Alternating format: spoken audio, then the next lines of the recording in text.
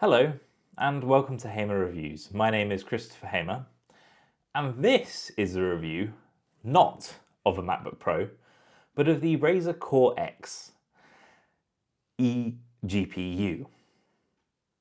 Now many of us today use thin and light laptops as our main devices. Things like the MacBook Pro by Apple, a nice thin laptop. However, in their quest for this thinness, we've lost out on a lot of performance. We no longer have discrete graphics in a lot of them, and even where you do, you're severely restrained with what they're capable of. So how do you get around this? Well, for me, I turned to the internet, as you do, and found out that a lot of Macs these days support an external GPU. Now, what that means is you can connect a full-size desktop graphics processing unit to a little Mac like this. Now, don't get me wrong, you're not necessarily going to take that out and about with you. However, when you're at home and you're doing, say, more graphically intensive tasks such as video editing or gaming, there's certainly a benefit. The thing is, though, they're not particularly small. If I just pop this away for a moment. Here is my Razer Core X. It weighs an absolute ton. There is a lot of tech in this, and I look forward to showing you more about it and explaining why I think they're absolutely fantastic. Now, if I just move this to the side. The first thing I love about the Razer Core X is how easy it is to install your graphics card. To open it, it has a simple handle that opens out and you pull the entire unit out of its case. This case is pretty much empty. All it has is the air grills on each side, and that's about it. The bit that you should care about is in here. You have a power supply unit, which is good for pretty much anything you can throw at it. It's 650 watts, so more than a lot of systems work on.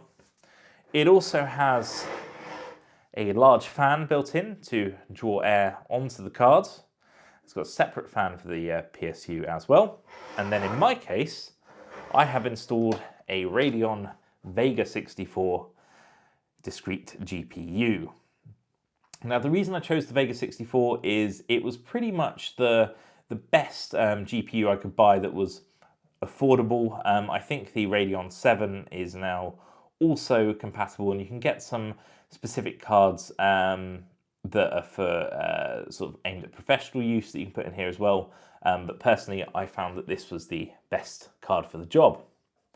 Now, in terms of installing the card, there is a single screw here at the top.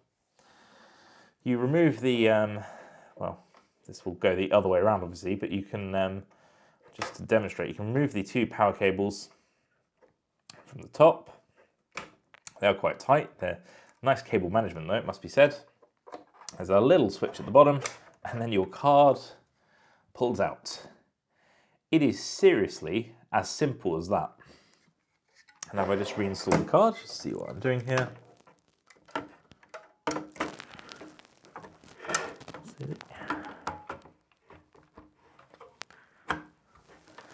Just trying to make sure we get it right.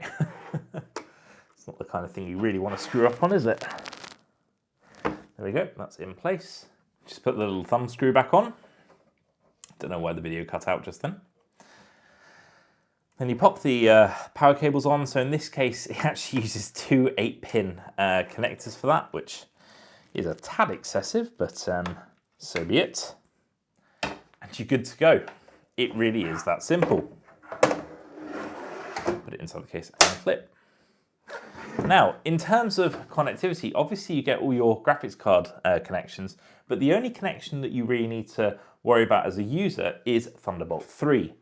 Looks just the same as USB-C, however, do make sure you have a Thunderbolt 3 cable and that it is a 40 gigabits per second cable.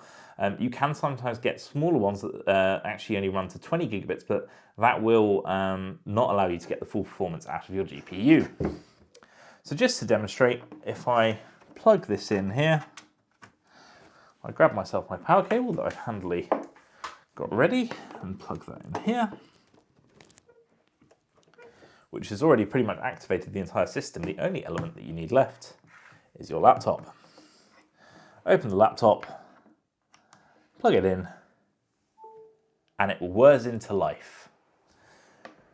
It is quite noisy. There's a big fan attached to this, but I keep mine under my desk and it does quieten down after a little bit. Obviously, if you're doing graphics intensive tasks, that will become quite loud. Now, once this connection is established, you would actually connect your monitor to the graphics card directly rather than to another Thunderbolt port on your laptop. Reason for this is that obviously you want the graphics card to be doing the heavy lifting, not the integrated GPU. So it needs to be connected to the Razer Core instead. However, if you have a Mac, the entire process is automatic. You should be seeing a screenshot now that shows you that it simply shows up as a little icon in the top bar on your Mac, and the only thing you can do is connect or disconnect it. That's literally it. It is the most simple process I think I've ever seen, and it harks back to the Mac advertising, which used to be, "It just works." And my God, this really does. You can get these external GPU units by a lot of manufacturers, but I genuinely think that Razer has done a fantastic job with the way they've made this so simple and easy to use. Initially, I wasn't going to demonstrate how you actually install it, but I thought it really is the only way I can bring across to you how easy this is to do, to show you on video. This single Thunderbolt 3 cable really is all you need between your computer and a discrete GPU, and I just think that's fantastic. In terms of performance, it will completely depend on which graphics card you put inside this unit. Now with the Radeon Vega 64, I find that the rendering times in Premiere Pro are like maybe 10 to 20% as long as they would have been if I'd used the built-in integrated GPU. Must add, this isn't actually my MacBook Pro. I use a new Mac Mini to do all my editing on, and this just works fantastically with it. So would I recommend this? Yes, I would. If you do any kind of graphics work or indeed want to game, I use this with Flight Simulator X-Plane on my Mac. It certainly makes all the difference. You can use much higher resolutions and much higher settings because this is doing all the heavy lifting. You will lose some of the performance of your graphics card. I think it's about 3 to 10%. You'll lose just because you have everything running over this Thunderbolt cable. But to be honest, I think that's a small price to pay for so much extra performance. Of course, the only thing you do need to remember is how damn big this is. It certainly takes up a lot of space, and if you have something like a Mac Mini, which is, what, about 1/8 of the size of this, it certainly looks a bit silly if you have it on your desk. So, thank you very much for watching. I hope you found this video useful and interesting. If you have any questions about the Razer Core X or want to go into any more details about it, please do comment and I will come back to you below. Please do hit thumbs up and do consider subscribing. Thank you very much for watching, and I'll see you again next time. Thanks very much. Goodbye.